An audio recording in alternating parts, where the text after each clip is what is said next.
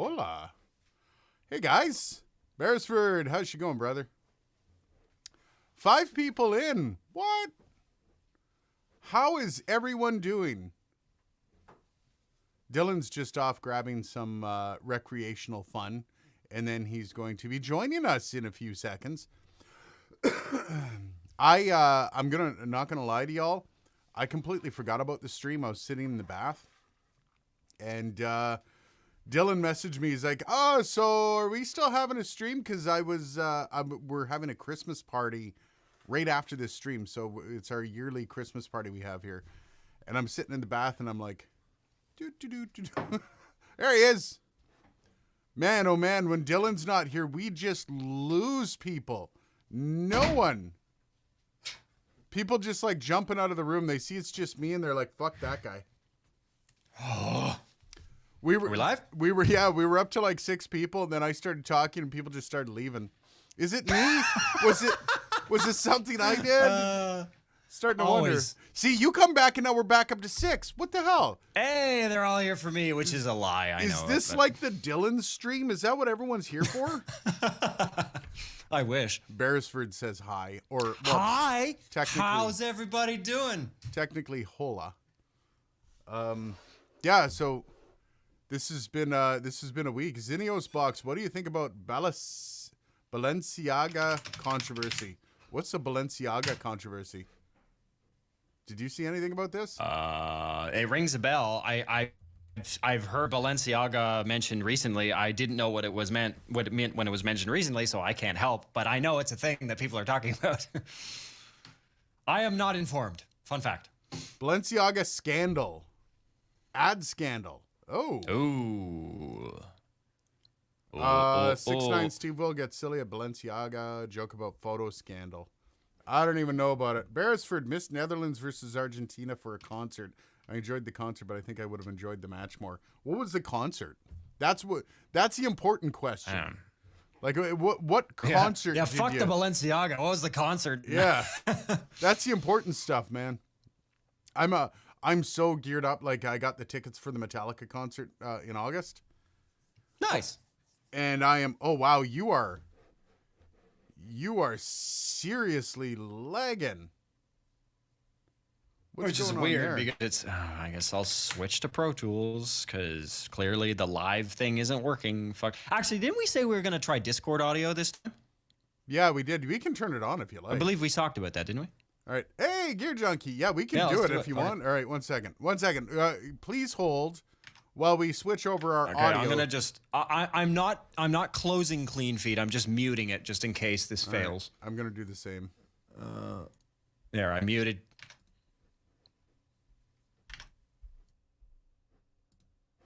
All right. Now we go on here. Effing yourself in Discord. Holy crap, that was loud. There we go. Woo. Am I at least? Yeah. You are hot. First, holy shit. What the hell? Jesus, that scared the shit out of me. So, like, you are highly limited. Or do you have a limiter on? I am. Yes. No more than usual. All right. There. First concert, a new youth band, run by the same guy that used to run a youth band I used to be in. Oh, fun. Yeah, you probably would have enjoyed the match more. Not going to lie. Xenios, they deleted everything on Instagram. Aw. What's that? I brought my mic level down overall just in case Discord is clapping it. Yeah, Discord's clapping the fuck out of it. Like I've got you peeking just into the yellows, but I believe you're clipping like a motherfucker. As Gear likes to point out. Gear well, Junkie. you're also glitching out. Let's go back to clean feed. I'll put in a delay. Just this Discord workflow is not working for me. All right, back to disc. Okay, 2 seconds again, ladies and gentlemen. All right, I'm back. My audio goes through regardless. There we go. We're back on there, and I'm going to unmute you. There we go. Now, there we go. My audio goes through regardless. The struggles of a live streamer. You're just going straight into OBS, so you're fine. Yeah. It's I'm more loading Pro Tools so I can implement a delay. It's more your video was like seizing up.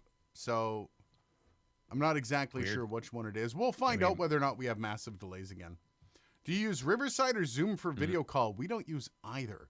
Now, I myself am We use using Clean Feed. Clean Feed is the audio, and we use Discord for the video. I think it's the video platform we need to swap out. I don't think it's the audio platform. So I'm pretty sure maybe we should look at. I could probably get a River. I think I'll still have a free Riverside account because I did the ad space with them. So maybe we should do Riverside, and I'll just invite you to a Riverside call. And their audio is done. So their audio apparently is just as good as Clean Feed, from what I've heard. Dylan's delay is they've got the video. non-existent now. Look at that. Oh, well, now was that a comment that was written when we were on Discord, or is it Not like exactly now? sure. Like now that we're back on Clean Feed. Oh no, it Please just specify. came in. Dan Asdas says okay. Dylan's delay. You can gain up just a little bit if you like, by the way. Just There we a go. Yeah, I touch. turned it down for Discord. There we go. There we go. I Back like up to usual. I like you a little hotter than usual, so I can kind of play with it here. You hot. A little hotter. You're hot. Little hot. There we go. I'm gonna bring my mic into. Fresh pots. I hear Lars plays to a click now. Maybe that's why folks are saying he sounds better than ever. You know what, Lars? If Lars needs a click track, and I'm guessing he does, I'll do it, dude. Dude's in his 50s and he's still playing some of the classics live. I got to give him credit. He's not a great drummer. Oh, good old But Lars. Good old Lars tennis ball heels. He's still doing it. He's still doing it, and you got to give him credit, even though he's not the greatest drummer.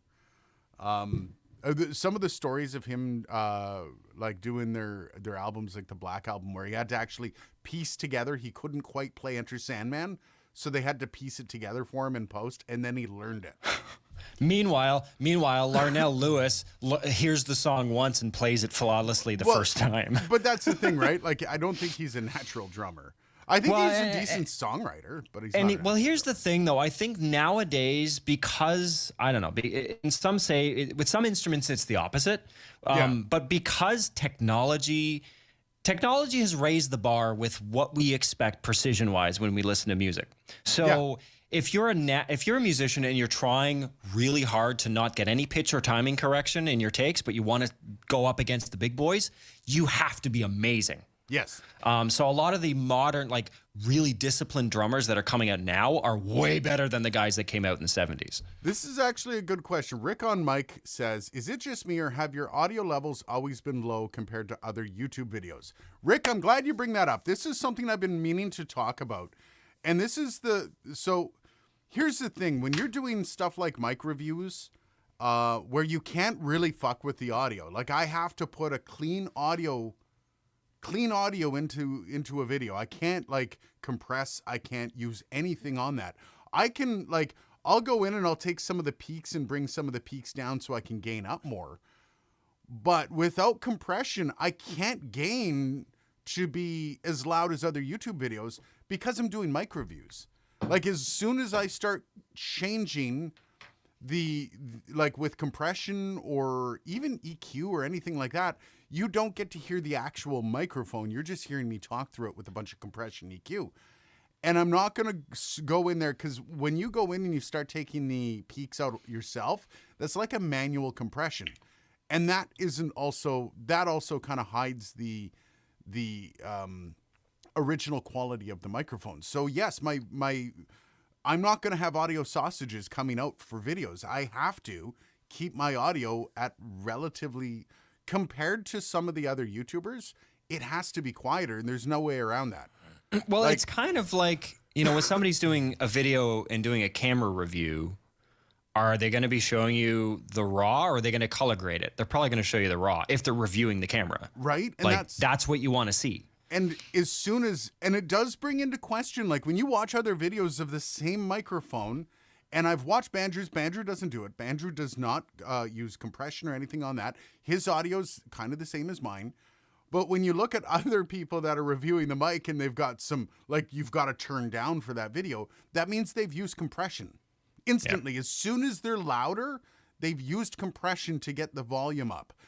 And you can't do that because it wrecks the original sonic value of the microphone. I mean, it might sound better, and that's great, but that's not what people are here for. People are here to see what the original audio quality sounds like on that microphone. So, but it is so there, and I agree. I think that it's disingenuous for microviewers to do a microview and process the mics. However, so going back to the camera review analogy for a second, because there are parallels there, obviously.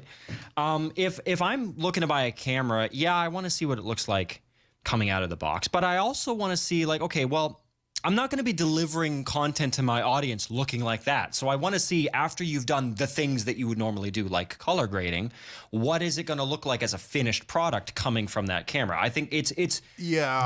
There should be a section of your videos, and I think in some cases you've done this, where you're like, okay, here's it with some shit on it. Yeah, and like a small section. I've just thought about doing that, and the problem I run into, and this is still a question I get asked even after doing the how to make an SM7B not sound like trash. As soon as I do that, people are like, well, what EQ did you use?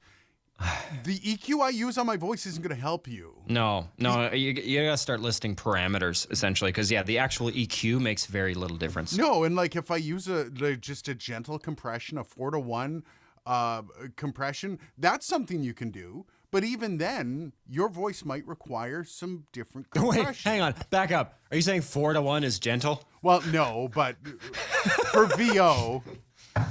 I mean, for me, voice is usually somewhere between 3.1 and 3.5. For a song, for a VO, it's maybe 2.8, 2.9. All right, so I'll bring my compression down if that's what you're telling me. No, I just like it's 4 is fine. It's just like gentle. I mean, I would say 4.0 is moderate, or 4.0. How about I'm thinking wide orbit. How about I put it this way? It's gentle compared to how other people on YouTube compress their audio. Okay, fair. That's fair. Okay, so like everyone else on YouTube is literally like squeezing it through a sausage container to try to get it out the other end. Sorry, if you look at your gain reduction meter and you're getting minus 83 dB, you're fucked in the head. I'm not exaggerating that number. I have seen people show me their signal processor chains, like people I work with. Really? And they've got like minus 60, minus 65. And I'm like, what do you think you're cutting off? Yeah. Like most of your signal is being just mashed to a ceiling. You're an idiot. What are you doing? Let's catch up on this. Xenios, what mics are you using? 416? Yes, I'm using the Sennheiser MK416. Dylan's using the RE27, ladies and gentlemen. Oh, it's so pretty. I need to borrow that, like for 3 days.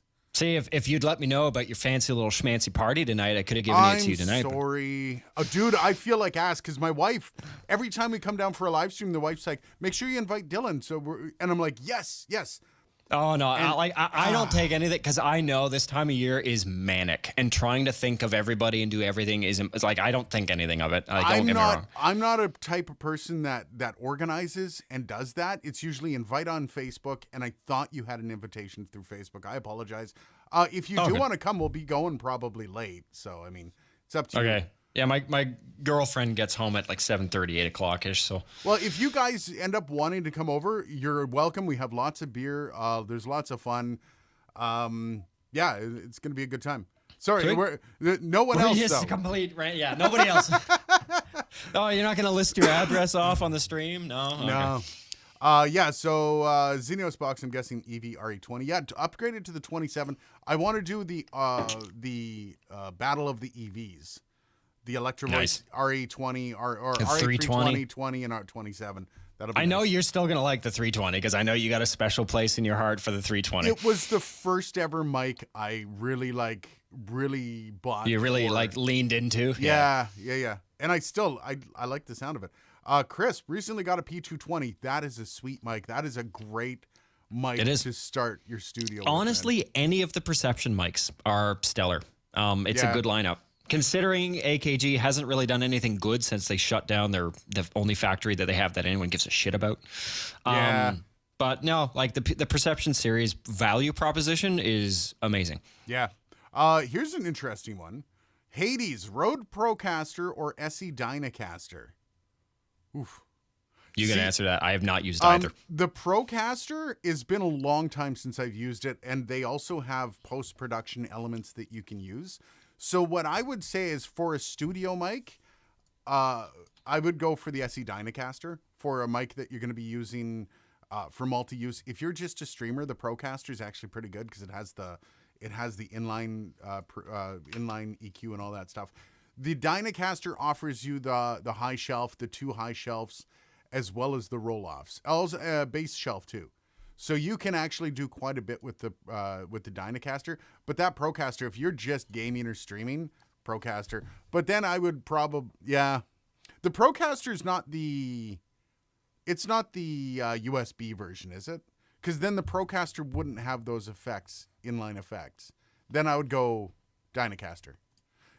I get a lot of Rhodes products mixed up because they're so, like, caster is part of every product they use. Yeah. It's a pain in the butt. I also, there's an interesting little thing that happened to me this week. So I met up with a buddy. Sneed, how's it going? We got a wrench in the house, boys. You best be good. Interesting thing came up. So I Actually, technically, we had 2 wrenches in the house, technically. Do we have another wrench? I'm the wrench. Oh, you were still a wrench. That's right. Yeah. That's right. So I had a buddy over, and we're kind of setting up the studio, and I'm getting a drum kit being put into the corner. It's a nice little tight jazz kit that's going to be put in the corner. We're going to be able to mic it. He also brought up, and this is a guy that he's got a degree in music, very, very good musician. And he's helping me out with the next, with one mic video, one song, one mic. And he mentioned that they're doing a movie about him. A friend of his is actually somebody that works in the movie industry in around the GTA. And she wanted to create a movie about his life and about some of the struggles he's been through. And the movie is going to be entered into like TIFF, Cannes.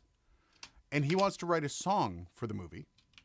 And he wants me to help him write the song.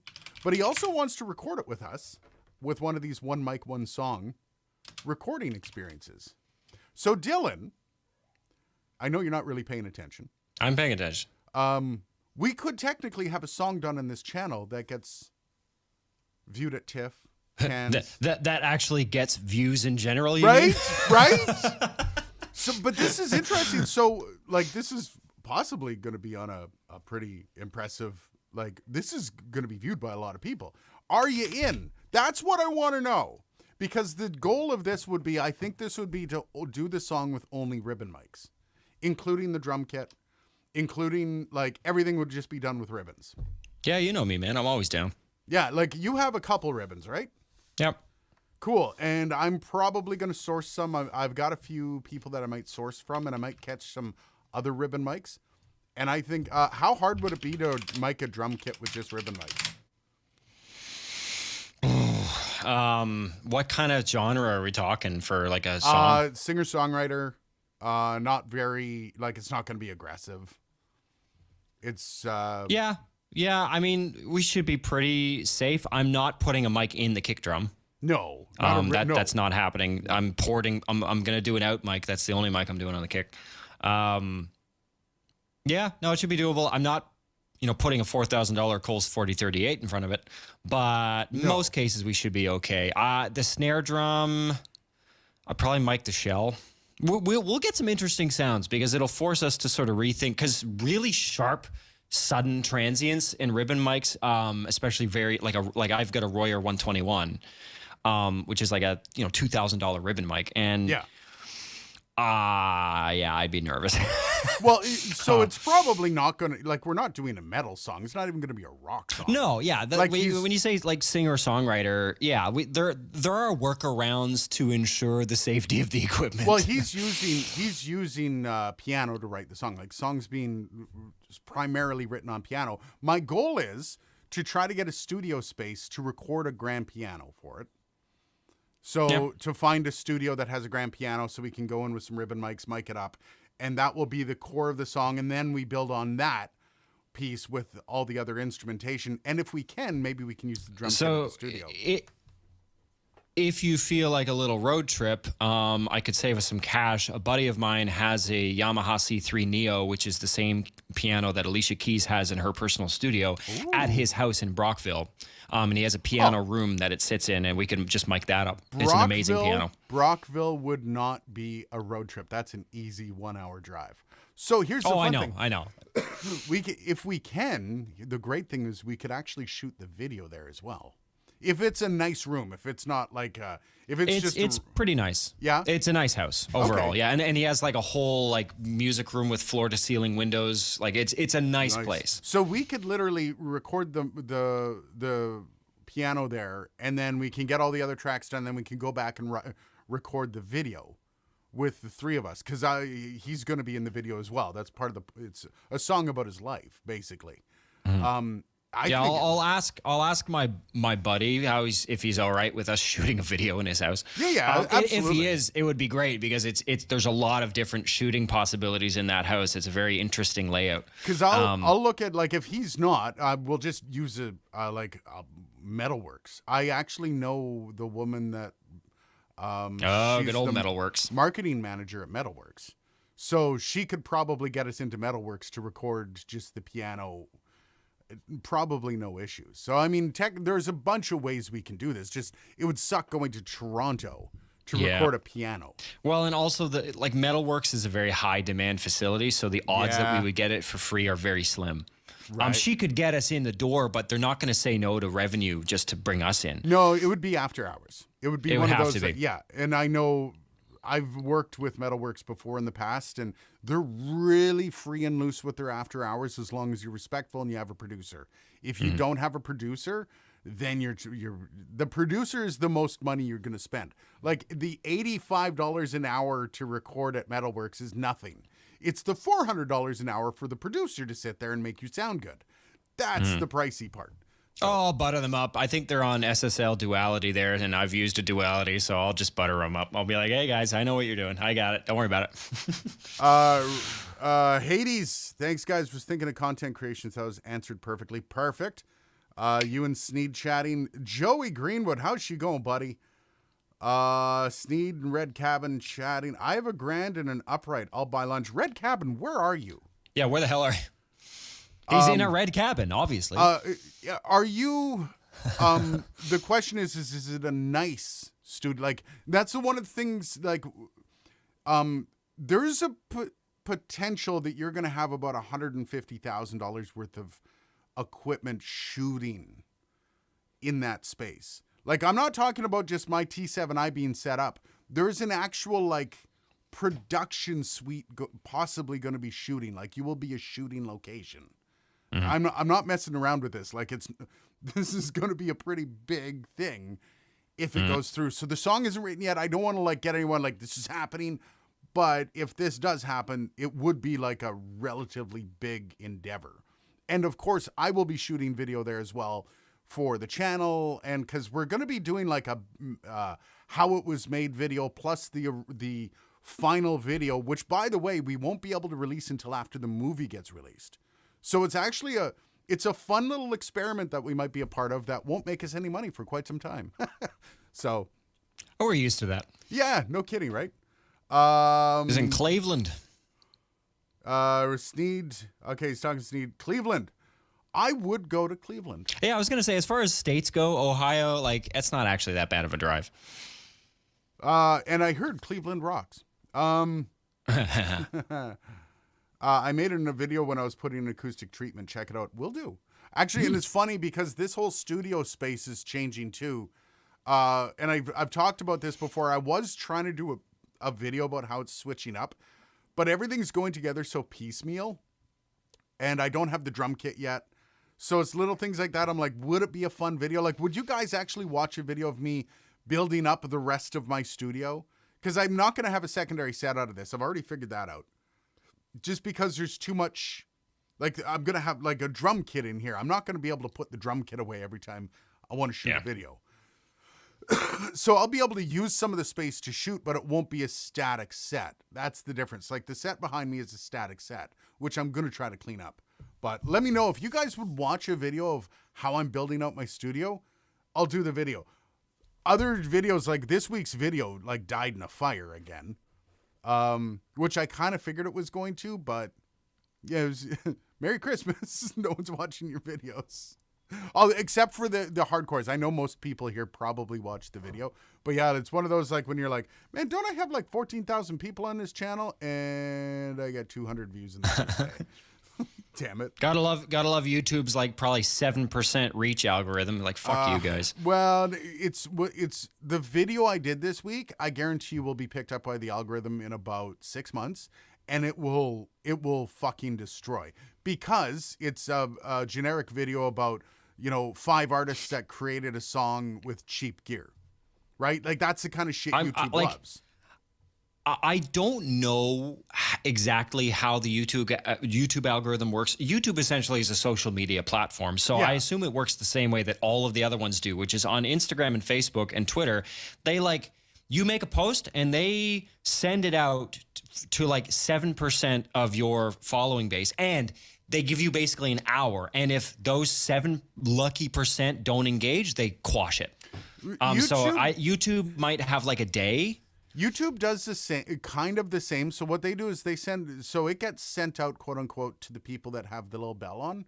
So if the people that have the bell on look at it and go, YouTube will go, fuck it. All right. So we'll throw it up on their home screens here and there, but they'll bury it on the home screen. So they'll put it like second or third line. You so gotta scroll down. And if it doesn't get much action, then they slowly start to bury it. But then every once in a while, every month or so, every video will get a test phase, what they do with YouTube. So they'll just throw a video out to the main, they'll put it on the top line of people that like audio, and they'll see my video and maybe people start watching it.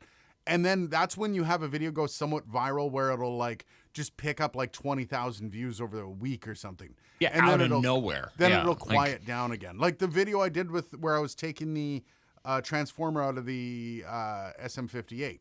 That just all of a sudden got 80,000 views in August. And then it's back down to where it was before. So, okay. So I have a good question.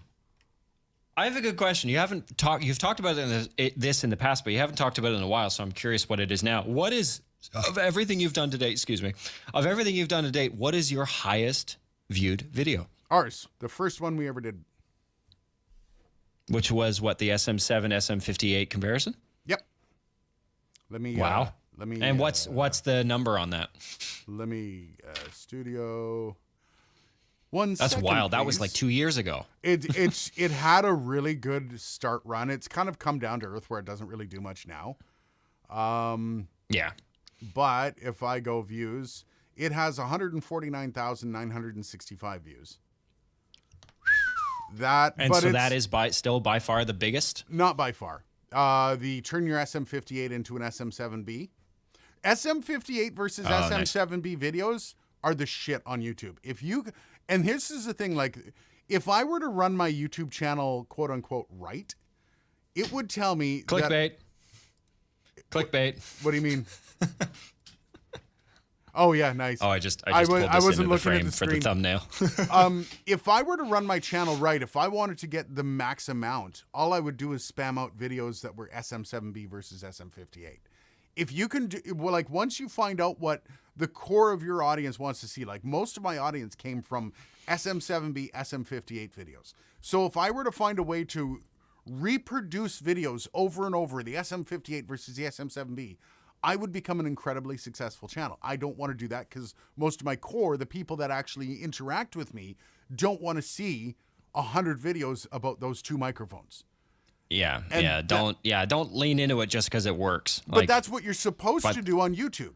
YouTube promotes the stuff you lean into, but I don't want to. But I think the mistake is you color it there are people that will choose something that works and then they'll just basically repeat that and repackage it. And it's like, no, that's how you lose because people don't want us to digest the same shit. But you got to color a little outside the lines, right? It's like, okay, you did a video, so you got to look at why people are looking at the SM58, SM7, and then play off the reasoning, not the actual content itself. But if I wanted to respin it, and I've thought about doing a video of miking instruments with both. What do they sound? What are the differences? So just stepping outside that. But there's only so many you can do before you're just rehashing old content, saying the same things. It brings in more new viewership, and it takes out old viewership. So it pisses off your P1s, but it makes everyone else take notice of you. So, but I'm not willing to piss off my P1s. I'm not willing to piss off the people that show up. It's funny, Beresford, SM58 versus SM7B was in fact the first Dark Corner Studios video I watched. And you know what? That's because at the time, that was just what people were looking for. And it had massive search, it rose up the search ranking very quickly. And it never really hit on browse. So there's three. You've got suggested videos, you got browse, and you've got search. Search is the one that if you want an evergreen video, you want to hit search. So like if you're doing a comparison, that'll probably have search numbers. If you're doing a video that is this is Y, this is better, X is better than Y, that'll have better browse because there's attention involved. For suggested videos, I have no idea. I have not been able to crack the suggested videos lineup because those are fed to so many people all at once that the numbers are so low. I can't tell you what works and what doesn't. But yeah, Sneed, thank you for that offer, man. Just sub to your channel. Excited to watch some of your content. What offer? He's talking to somebody else. All right. It's a Red Cabin. Oh, yeah, because Red Cabin was going to lend him a beta mic I think, try out. And nice. Yeah. See, that's I like bringing people We're together. Linking up people. We're crossing universes. There's something interesting you could do. Yeah, I've seen that happen. I was like, oh, this is so satisfying. But is there something that's interesting you could do? Oh, shit, my PC's not plugged in. 1 second, please. Small side note. Hayden's PC's not. This is always such a farce. This is such a farce. What was it? Live stream, guys. Oh, great. What? Yeah, unlike my corporate laptop, which dies 5 minutes after I take it off the wall charger. I'm back. So Sneed said, "Is there something?" Sneed says, "Is there something interesting you could do with a Shure mic, like a feature highlight or use case that your viewers would appreciate and could use?" And that's like, so what I wanted to do was kind of a series on miking different things. So I did the how to mic an acoustic guitar, and not a lot of people watched it, which made me go, oh, maybe this is an issue. But I would love to do like, the SM7B is well known for a horn mic. Like it works very well as a horn mic. So getting some horns, getting a saxophone, how to mic a saxophone, that kind of stuff would be a lot of fun. So, but there is also like where I want to make sure I serve my community before me. I would love to have 100,000 views coming in every week, but I won't put the community off just to do that. So it's kind of like I fill a lot of what I want to do on my second channel. By the way, if you didn't notice, I did post it in our Discord. My second channel's live. It's more of a storytelling channel. The last video I did was can you weaponize sound? And the next one is coming up, I believe, Sunday, and it's the Why You Should Hate Nickelback episode. And if you're unsure, I actually boil it down to one reason why Nickelback is the most hated band in the world. And we go through the process together because that's important. It's actually, it's a lot of fun, that video. I had a lot of fun making it, but it's also a lot of research that goes into those. Sneed, damn, I hate Nickelback. But there's a reason. And this is funny because when you look at Nickelback and how many people, quote unquote, hate them, you do realize they've sold 50 million albums worldwide. And in the U.S., they're still the 11th band overall for touring in the U.S., the 11th most popular band in the U.S. for touring, and the second overall for a foreign act in the U.S., just behind the Beatles. So the Nickelback is just behind the Beatles in a stat. How are they the most hated band in the world? That's all coming up on Sunday, by the way. Dark Corner Media, if you want to check out the second channel. I did want to say that don't subscribe to it unless you're going to watch it. I would say that. I'd appreciate it because I know a lot of people think the support really works. it does to a degree, but also at the same time, it also kind of hurts if you're not going to watch videos. So if you want to watch some videos, you want to see me talk a little bit more, I'll actually post the, this is the link to it. If you do actually want to watch a little bit more of me talking into a camera, feel free. Otherwise, thank you for your support. Once again, I'm actually building this from the ground up, so I'm not worried about getting a bunch of subscribers right away. I've already got 12 in a couple days. And you've posted like one video. Yeah, and which is probably, like, to start a channel is impressive. Like, I think I might have shared it on Facebook, but even on Facebook, your friends don't come and like your shit. Nope. When I started this channel out, every video went on my Facebook, and nobody cares. Nobody gave a shit. Nobody hit subscribe. Now Nobody they're cares. all like, "Oh, you've got a YouTube channel? That's so cool." That's one of the reasons I never post on social media, because there's always that gatekeeper right before I hit post that says who gives a shit, and then the answer is always nobody. So I never post anything. Sneed says it's the same thing as the Hootie and the Blowfish effect. All damn day hearing the same damn songs over and over and over. That's part of it, but once again, and this is actually something we discussed in the video, is there's a bunch of reasoning people have for why they hate Nickelback, but each reason they give you is the same reason why you should hate a band like Metallica. I have heard Enter Sandman ad nauseum. I have heard almost every Metallica song that's radio play on the radio ad nauseum over the past 15, 20 years. I still put Enter Sandman on when I'm at home, and I listen to it because I like the song. So, yes, Nickelback gets a lot of airplay, but is it just that? No, there are other factors, which, by the way, stay tuned till Sunday. You'll love it. Especially if you don't like Nickelback. It's a fun little ride. Other than that, though, I don't have to go right now, but I do have to go soon because we do have the Christmas party starting soon. Coming up, I do have, this is the question I asked for the stream. We never even talked about what gear are you getting for Christmas? And I actually wanted to hear from the listeners or the viewers too. What are you getting anything for Christmas? Is there anything that you're looking forward to? I personally bought a Fafine mic. This is right here. And I might get into trouble saying stuff like this on stream, but this was one of the worst experiences with a microphone I've ever had.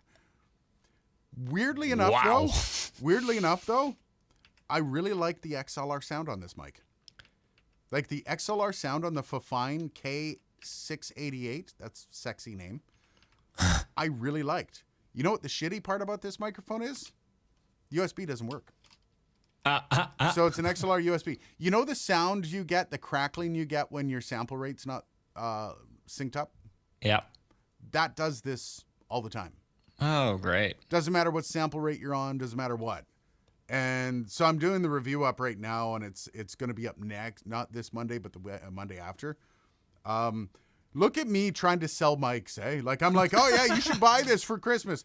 And here I've got to basically trash this incredibly, like, it's actually a really nice mic. I actually really enjoyed a lot of things, but I mean, it's an XLR USB mic and it doesn't even work. That's disappointing.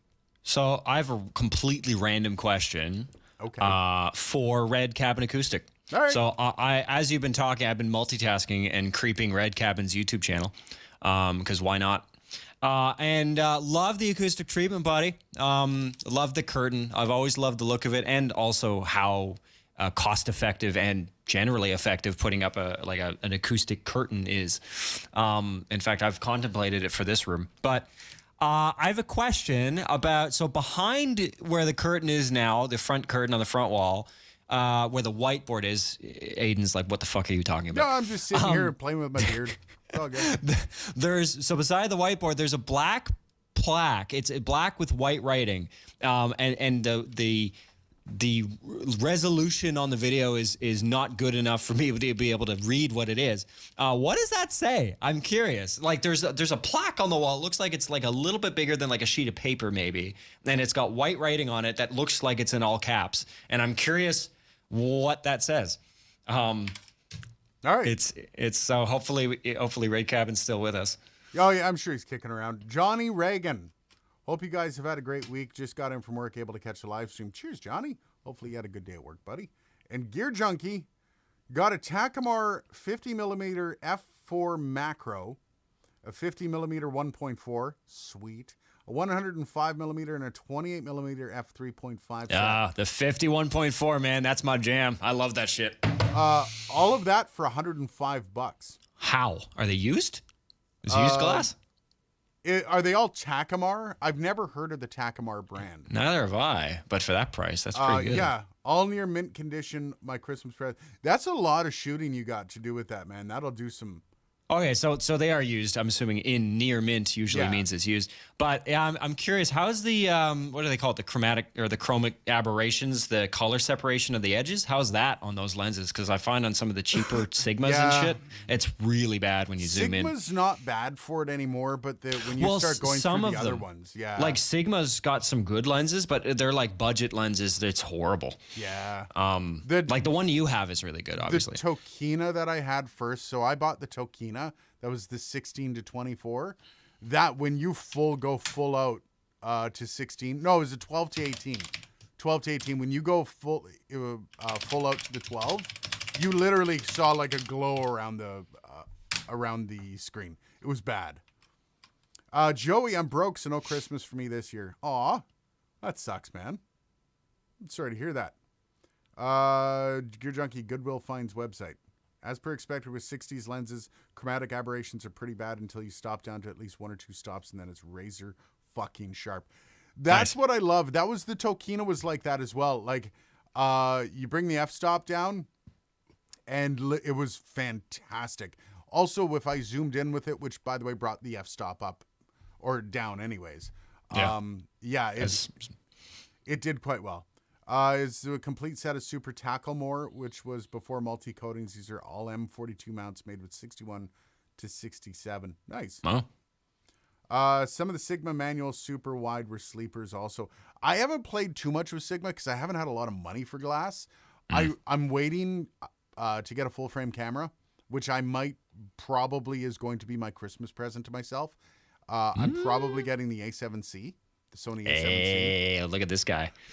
I want to shoot in 4K. 100% want 4K. It's a deal breaker, man. I'm not gonna lie. Full frame 4K is going to be like, it's going to be my dream, man. Now you're gonna find your I/O workflow is gonna be a pain in the ass because you're dealing with video files 4 times bigger. That computer back there, like 64 gigs of RAM. I've got a 3060 in it. I should have no problem. Get a camera that uses a USB 3 interface at least. Yes, well, the A7C, I believe they all do now. The A7C's like a year old. Or like put good, like use, what are they, XDC cards or whatever? Like don't use SD cards. No. Well, I'm going to be spending like $400 just in cards alone. Yeah. It's ridiculous. Takamura became, or Owentex, branded lenses later. See all these words and names. Johnny, I got a Sigma 30mm Sony E-mount lens for my Sony EC. I picked it up $200. Joey Greenwood says he would never get the A7C. Curious, what's the pain point? Joey, what's the pain point? I'm curious. I know nothing about the A7C. I don't follow Sony's lineup very closely. There's a lot of people, a lot of YouTubers moving over to the A7C. So, but I'm always ears, man. If you got something for me. Gear Junkie says smart, great fucking camera. I hope so. We've got two completely opposite comments. Yeah. Johnny said one Sony A7C. Amazon has the body now for $15.98. Yeah, we're in Canada. It's $2,100, which is a good price. It's not bad. 4K full frame, man. It don't come cheap. $2,100 on sale from like $24. So that might be the body that I'm picking up. But I'll check out the Amazon. Maybe I can get it here cheaper with the U.S. exchange. I'll see. Gear Auto Sears Auto Recon were made by Tomioka and have Helios-like swirls. You can pick those up for $20-25. Helios swirls are kind of cool. Tomioka. Yeah, Joey hasn't mentioned why he wouldn't get an A7C. He just says don't get the A7C. That hurts. Come on, so I guess the question is it something wrong with the A7C, or is there just something that's so right about another camera that it makes the A7C kind of pointless? Yeah. Because that is an interesting, Educate us, Joey. We're all open for knowledge around here. Oh, Pentax, not ON-Tax. I was like, I've never heard of ON-Tax. Oh, and Pentax. There we go. I didn't even think they were still around, to be honest. Oh no, Pentax does still. They still have cameras, man. That's awesome. Yeah. Does Minolta still make cameras? I think so. Really? Yeah. I think I have a Minolta SLR somewhere. Oh wow. Yeah. See, Yep. I haven't had an SLR since the early 2000s. I was going to say, everyone's like, oh, you mean DSLR? No, I mean SLR. Yeah. I mean ASLR. Drop the digital. Has all the bells and whistles and won't be outdated for years. Future proof for a while. Nice. Yeah. We'll see. A7C. Everything I've watched on it. Like I'm a big believer in watching like about 20 different viewpoints on a specific type of camera or piece of equipment that I want to buy. And with cameras, I'm not an expert. I know a lot. Oh, Joey, for that price, I'd go for an FX30. It's a value for money thing if you want a full frame A7 IV R6 II or bust. Joey, you're talking about more money than I have.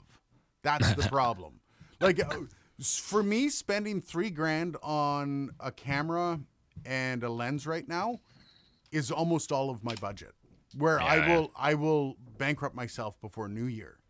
So for me to go up to the FX30, which the FX30 has crop on the 4K, I can't do a crop on the 4K. I don't want crop sensors anymore. Crop is a pain in the ass. I have a 4K crop on mine, and it's I hate it. I have an APS-C sensor already. So the APS-C sensor already has a 1.6 crop. You're on an AP. Okay. You're on of course you're on an APS-C. You're a crop sensor. Yeah, and I'm done with the 1.6 crop because of the 1.6 crop doesn't just crop; it crops everything. That 1.6 is your f-stop. It's your everything, your ISO, everything. Dude, you're preaching to the choir. On mine, I'm 1.6. I'm DX, but then when I go into 4K, it goes micro four thirds, and I want to shoot myself. And no, I want nothing. Like I gotta be 60 feet away from the fucking subject on a 50 mil lens, man. Well, and that's the thing. Like I want to get a nice 24. The Sony 24 millimeter is really nice, and I can shoot everything.